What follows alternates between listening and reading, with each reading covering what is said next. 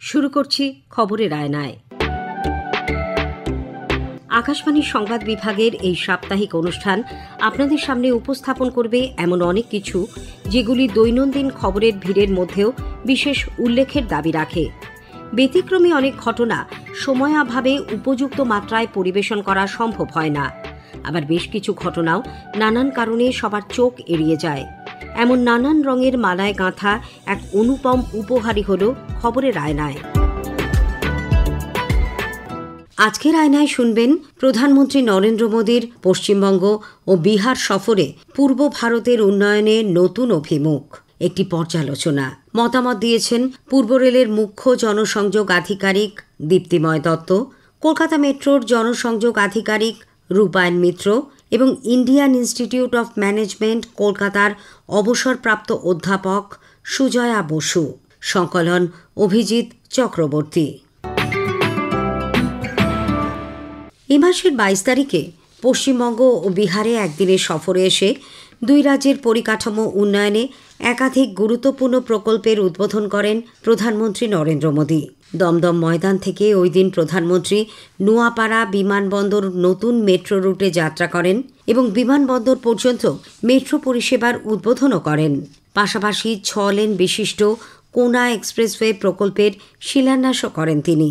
হাজার হাজার কোটি টাকার এই প্রকল্পগুলির জন্য বাংলার মানুষকে অভিনন্দন জানিয়ে প্রধানমন্ত্রী বলেন, 21 শতকের ভারতের জন্য 21 শতকের পরিবহন ব্যবস্থা দরকার। তাই রেল, রাস্তা, মেট্রো ও বিমান সবকিছুকেই আধুনিক করে একে অপরের সঙ্গে যুক্ত করার কাজ চলেছে। 21वीं सदी के भारत को 21वीं सदी के ट्रांसपोर्ट सिस्टम की भी जरूरत है। इसलिए आज देश में रेल से रोड तक, मेट्रो से एयरपोर्ट तक हम मॉडर्न ट्रांसपोर्ट फैसिलिटी डेवलप भी कर रहे हैं और उन्हें आपस में कनेक्ट भी कर रहे हैं। প্রধানমন্ত্রী জানান, কলকাতার মেট্রো নেটওয়ার্কে প্রায় 14 কিলোমিটার নতুন রুট এবং 7টি নতুন স্টেশন যুক্ত হচ্ছে। এতে শহরের যাতায়াত আরও সহজ হবে এবং ইজ অফ লিভিংয়ে যোগ হবে এক নতুন মাত্রা। कोलकाता में भी मेट्रो का लगातार विस्तार हुआ है। आज भी कोलकाता के मेट्रो रेल नेटवर्क के में करीब 14 किलोमीटर की नई लाइनें जुड़ रही है। कोलकाता मेट्रो से 7 नए स्टेशन जुड़ रहे हैं। যাত্রী পরিষেবা শুরু হওয়ার পর পূর্ব রেলের মুখ্য জনসংযোগ আধিকারিক দীপ্তিময় দত্ত আকাশবাণীকে বলেন, সম্প্রসারিত মেট্রো প্রকল্পের মাধ্যমে হাওড়া শিয়ালদা এবং দক্ষিণ শহরতলি থেকে বিমানবন্দর এক সূত্রে গাঁথা হয়ে গেল। শিয়ালদা থেকে এসপ্ল্যানেড অবধি কানেক্টিভিটি হওয়ার ফলে হাওড়া টু সেক্টর 5 ভায়া শিয়ালদা সরাসরি কানেকশন এস্টাবলিশ হয়ে গেল। এর ফলে আপনার হাওড়া এবং শিয়ালদা একটা নিরবিচ্ছিন্ন নেটওয়ার্কে জুড়ে যায় এবং হাওড়া টু সল্টলেক যে মুভমেন্ট, যেটা আগে প্রায় 1.5 ঘন্টার মতো লাগতো, এটা এখন সহজে 8 ঘন্টাতেই পাড়ি দেওয়া যাবে। এটা কলকাতাবাসীদের একটা বিশাল লাভ। সেকেন্ড হচ্ছে, যেটা বিমানবন্দর টু নোয়াপাড়া কানেকশনটা এস্টাবলিশ হলো নিউ সেকশনটি ইন্টারসেকশন হওয়ার ফলে, যার ফলে আপনার এই অঞ্চলে অ্যাক্সেস খুব দূর হচ্ছে এবং সরাসরি এখন বিমানবন্দরের লোকে সহজে পৌঁছে যাবে হ্যাজার্ডাস রোড জার্নি অ্যাভয়েড করে। শ্রী দত্ত জানান, সুন্দরবন ও দক্ষিণ 24 পরগনার প্রত্যন্ত অঞ্চল থেকে আসা মানুষ দ্রুতগামী এই যাত্রী পরিষেবার সুবিধে যেমন পাবেন, পাশাপাশি কলকাতা মহানগর কেন্দ্রিক অঞ্চলের আর্থসামাজিক ক্ষেত্রে এর দীর্ঘস্থায়ী প্রভাব পড়বে। বেলেঘাটা টু হেমন্ত মুখোপাধ্যায় যে কানেকশনটি ইনগুরেট করা হলো, তাতে সরাসরি আপনার কবি সুভাষ থেকে বেলেঘাটা অবধি কানেকশন এস্টাবলিশ হয়, যার ফলে শিয়ালদা সাউথের যে নেটওয়ার্ক, তার মধ্যে মধ্য কলকাতা বেলেঘাটা সরাসরি পৌঁছানো যাচ্ছে। এটা খুবই সুবিধার ব্যাপার হয়ে গেছে কলকাতা দক্ষিণ শহরতলি। একসাথে দমদম ক্যান্টনমেন্ট এক সাইডে আছে, আপনার বিমানবন্দরের সাথে জুড়ছে, শিয়ালদা সাবারবান সেকশনের অন্তর্গত দমদম ক্যান্টনমেন্ট, এদিকে আবার আপনার শিয়ালদা জুড়ছে, হাওড়া জুড়ছে এবং ওদিকে কবি সুভাষ স্টেশন জুড়ে যাচ্ছে। মানে সরাসরি শিয়ালদা সাউথ এবং শিয়ালদা মেন এবং নর্থ সেকশন এবং হাওড়াতে আপনারা পেয়ে যাচ্ছেন বোধ দক্ষিণ এবং পূর্ব রেলের নেটওয়ার্ক। এর মাধ্যমে একটা বিশাল সংখ্যক কমিউটার, প্রায় 10 লক্ষ কমিউটার রোজ হাওড়ায় আসেন, 10 লক্ষেরও বেশি আসেন শিয়ালদায়। মেট্রোর তো নিজস্ব প্রায় 7-8 লক্ষাধিক যাত্রী আছেন। এরা একটা সিমলেস কানেক্টের মধ্যে জুড়ে যাচ্ছেন, যার ফলে যাতায়াত ব্যবস্থা খালি দ্রুততরই হয়ে উঠলো না, এই অঞ্চলের আর্থসামাজিক উন্নয়নও ত্বরান্বিত হবে। প্রধানমন্ত্রী বলেন, কলকাতা ও দেশের অন্যান্য শহর আজ ভারতের উন্নত অর্থনীতির অন্যতম চালিকা শক্তি। তিনি হাওড়া ও শিয়ালদার মতো ব্যস্ততম রেল স্টেশনগুলিকে মেট্রোর সঙ্গে সংযুক্ত করার কাজের প্রসঙ্গ উত্থাপন করে বলেন, আগে যেখানে আধ ঘন্টা লাগত, এখন কয়েক মিনিটেই যাতায়াত সম্ভব হবে। কলকাতা বিমানবন্দরকেও মেট্রো নেটওয়ার্কে যুক্ত করার ফলে দূরবর্তী এলাকা থেকে বিমানবন্দরে পৌঁছানো সহজ হবে বলেও মন্তব্য করেন তিনি। এই প্রসঙ্গে কলকাতা মেট্রোর জনসংযোগ আধিকারিক রূপায়ণ মিত্র আকাশবাণীকে বলেছেন, যাত্রী সাধারণকে সুষ্ঠু পরিষেবা দিতে মেট্রো কর্তৃপক্ষ সব রকমের প্রস্তুতি নিয়েছে। অনেকগুলো রুটে সার্ভিস চালু হচ্ছে, যেমন নোয়াপাড়া থেকে বিমানবন্দর। প্রথমবার কলকাতা বিমানবন্দরে একটা মেট্রো স্টেশন হলো। বিশ্বের অন্যান্য বড় বড় শহরের মতো কলকাতাতেও একটা মেট্রো স্টেশন হলো। এর ফলে বিমানবন্দর থেকে যাতায়াতের ক্ষেত্রে একটা বিরাট বড় সুবিধা হলো সবারই। এই যাত্রাকে সুগম করার জন্য মেট্রো অথরিটি যাবতীয় ব্যবস্থা সম্পূর্ণ করেছেন। সকাল থেকে যাত্রীরা উৎসাহের সাথে এই রুটে যাতায়াত করছেন। আমাদের সার্ভিসটা কিন্তু ওই রুটে 7:58 শুরু হচ্ছে। সোমবার থেকে শুক্রবার পর্যন্ত 120টা সার্ভিস চলবে যাত্রী সাধারণের সুবিধার জন্য, এবং সার্ভিস 10 থেকে 15 মিনিটের ইন্টারভেলে চালানো হবে সারাদিন ধরে। কবি সুভাষ এই সেকশনটা বেলেঘাটা পর্যন্ত এক্সটেন্ডেড হওয়ার ফলে এখন যারা কবি সুভাষে নামবেন তারা এই অরেঞ্জ লাইনের ট্রেন ধরে বেলেঘাটা পর্যন্ত খুব স্মুথলি চলে আসতে পারবেন। ওখানে 7টা সার্ভিস সারা দিনে চলবে 25 মিনিটের ইন্টারভ্যালে। কবি সুভাষ স্টেশনটা হচ্ছে ইস্টার্ন রেলের সাথে ইন্টারকানেক্টেড। রেল পরিষেবা প্রসঙ্গে প্রধানমন্ত্রী জানান, পশ্চিমবঙ্গ আজ দেশের সেই কটি রাজ্যের মধ্যে অন্যতম যেখানে 100% বিদ্যুতায়ন সম্পন্ন হয়েছে। পাশাপাশি হাওড়া পুরুলিয়া রুটে নতুন মেমু ট্রেন চালুর কথাও ঘোষণা করেন তিনি। এছাড়া বাংলায় এখন 9টি বন্দে ভারত এক্সপ্রেস ও 2টি অমৃত ভারত ট্রেন চলেছে বলেও উল্লেখ করেছেন প্রধানমন্ত্রী। হাইওয়ে প্রকল্প প্রসঙ্গে শ্রী মোদী জানান, গত 11 বছরে একাধিক বৃহৎ সড়ক প্রকল্প সম্পন্ন হয়েছে। কোনা এক্সপ্রেসওয়ে তৈরি হলে কলকাতা বন্দরের সঙ্গে সংযোগ আরও মজবুত হবে। তার কথায় এই সংযোগ ভবিষ্যতের কলকাতা ও বাংলার উন্নয়নের ভিত আরো শক্ত করবে। कोलकाता जैसे हमारे शहर भारत के इतिहास और हमारे भविष्य दोनों की समृद्ध पहचान है।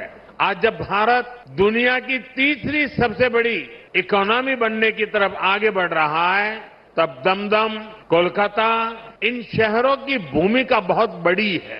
इसलिए आज के इस कार्यक्रम का संदेश मेट्रो के उद्घाटन और हाईवे के शिलान्यास से भी बड़ा है। ये आयोजन इस बात का प्रमाण है कि आज का भारत अपने शहरों का कैसे कायाकल्प कर रहा है। এ রাজ্য সফরে আসার আগে ওই দিন বিহারের গয়ায় প্রায় 13,000 কোটি টাকার একাধিক উন্নয়নমূলক প্রকল্পের উদ্বোধন ও শিলান্যাস করেন প্রধানমন্ত্রী। পরে তিনি নতুন 2টি ট্রেনের যাত্রা শুরুর সংকেত দেন। এই 2টি ট্রেন হল গয়া ও দিল্লির মধ্যে অমৃত ভারত এক্সপ্রেস এবং বৈশালী ও কোডারমার মধ্যে বুদ্ধিস্ট সার্কিট ট্রেন।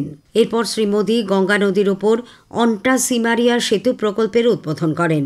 এই ব্রিজ পাটনার মোকামা ও বেগুসরাইয়ের মধ্যে সরাসরি সংযোগ স্থাপন করবে। পূর্ব ভারতে পরিকাঠামো ক্ষেত্রে এই উন্নয়ন কর্মসূচি প্রসঙ্গে প্রধানমন্ত্রীর উদ্যোগের প্রশংসা করে ইন্ডিয়ান ইনস্টিটিউট অফ ম্যানেজমেন্ট কলকাতার অবসরপ্রাপ্ত অধ্যাপক ডক্টর সুজয়া বসু বলেন, দীর্ঘস্থায়ী সুফল পেতে গেলে পরিকাঠামো খাতে এই ধরনের উদ্যোগ অত্যন্ত গুরুত্বপূর্ণ।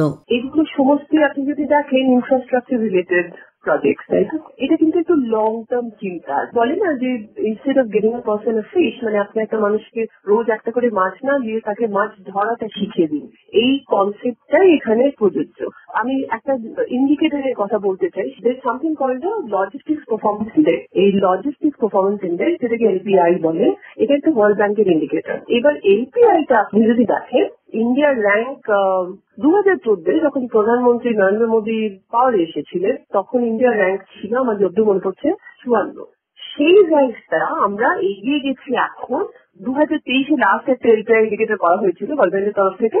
এই বছর বোধহয় আরেকটা হবে। যাই হোক, সেই 23 দেখা গেল ইন্ডিয়া এগিয়ে গেছে। এখন আমাদের র্যাঙ্ক হলো 38, মানে 38। এই যে জাম্পটা, এটা বিগ জাম্প। এই জাম্পটা কি করে হয়েছে?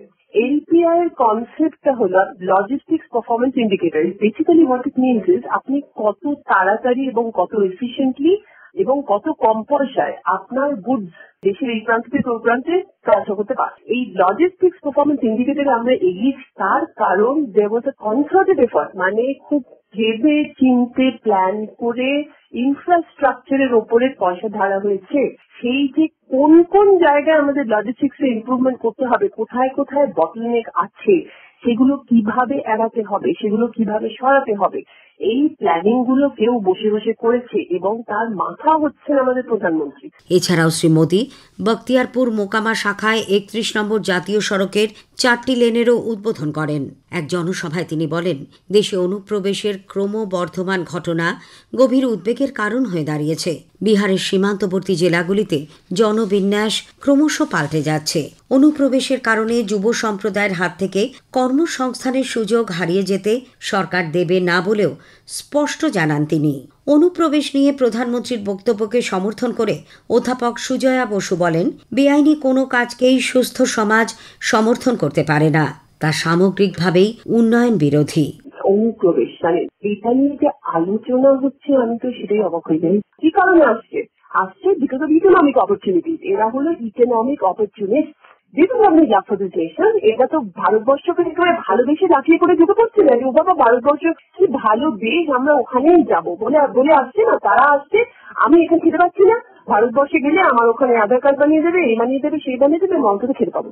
সেই লোকগুলো যখন আমার পশ্চিমবঙ্গে ঢুকছে, তার সামনে ঢুকছে, তারা কি করছে? তারা জেনে শুনে আইন ভেঙে আমার দেশে ঢুকছে। প্রথম প্রশ্ন, যারা আইন ভাঙে তাদের প্রতি কি আপনার খুব সহানুভূতি থাকে? আপনার বাড়িতে যে চুরি করে, আপনি কি তার প্রতি খুব সহানুভূতি দেখান? রাস্তায় যে অ্যাক্সিডেন্ট করে লোক মেরে দেয়, তার প্রতি কি সহানুভূতি দেখান? সেটা তো মানুষ। এই প্রশ্নটা করতে হবে। সে জেনে শুনে আমার দেশে আইন ভাঙছে। দ্বিতীয়ত, আমার দেশের কনস্টিটিউশন বলে সবার হিউম্যান রাইটস আছে, to live in peace, to earn a livelihood, and then. আমার দেশের বাসিন্দা যারা সিটিজেন, তাদের জন্য আমার constitution, not for somebody who is coming from outside. তার যদি আসতে হয় আমার দেশে, সে ভিসার জন্য অ্যাপ্লাই করবে, লিগালি আসবে, নট ইলিগালি। ইলিগালি এসে আমার দেশের ইকোনমিক ব্যাকবোনটাকে ভেঙে দেবে, সেটা আলাদা করা কখনোই উচিত না। প্রধানমন্ত্রী যা বলছেন একদম ঠিক বলছেন। দমদম সেন্ট্রাল জেল ময়দানে বিজয় সংকল্প সভায় দুর্নীতির বিরুদ্ধেও সরব হন প্রধানমন্ত্রী। তিনি বলেন, দুর্নীতি থেকে মুক্ত হতে না পারলে বিকশিত ভারতের লক্ষ্য পূরণ সম্ভব নয়। जब तक पश्चिम बंगाल का सामर्थ्य नहीं बढ़ेगा, तब तक विकसित भारत की यात्रा सफल नहीं हो पाएगी, क्योंकि बांग्लार उदय तबेई विकसित भारतेर जय। দুর্নীতিমুক্ত সমাজ গড়ার যে ডাক প্রধানমন্ত্রী দিয়েছেন, তা সফল হলে তবেই সমাজের সর্বস্তরে সরকারি পরিষেবা ও উন্নয়নকে পৌঁছে দেওয়া সম্ভব বলে মন্তব্য করেছেন অধ্যাপক সুজয়া বসু। কি লেভেলে ক্ষতি করে কারাপশন, এই কনসেপ্টে সাধারণ মানুষকে যদি বোঝানো যায়, তাহলে তারাও মাথা জাগিয়ে উঠে দাঁড়াবে যে না, দুর্নীতির এগেনস্টে আমরা প্রতিবাদ করব। ধরুন আমার কাছে 100 টাকা আছে, আমার 10টা লোক এসে ডিমান্ড করছে আমার 20 টাকা করে চাই, আমার কাছে তো 200 টাকা নেই। তার কারণ ওই 100 টাকা এক্সট্রা যেটা আমার প্রয়োজন তহবিলে থাকা, সেই 100 টাকাটা তো নেতাগুলো নিয়ে নিয়েছে। এই যারা চুরি চামারি করে, কারাপশন করে, তাদের কাছে যাচ্ছে এই পয়সাটা। Why should I pay that, but why should I allow that money to accumulate? That should come to the government, যাতে আমার রাস্তাটা ঠিক হতে পারে, যাতে আমার মহল্লায় একটা ক্লিনিক তৈরি হতে পারে, যাতে আমার ছেলেমেয়ের স্কুলটা একটু পরিষ্কার পরিচ্ছন্ন হতে পারে। এই কানেকশনটা মানুষ করতে পারে না, এই বোঝানোটা প্রয়োজন। সেই কারণে প্রধানমন্ত্রী বলে চলেছেন, একটা দেশ কারাপশন যদি না ট্যাকল করতে পারে, জীবনে কোনোদিন উন্নতি করতে পারবে না।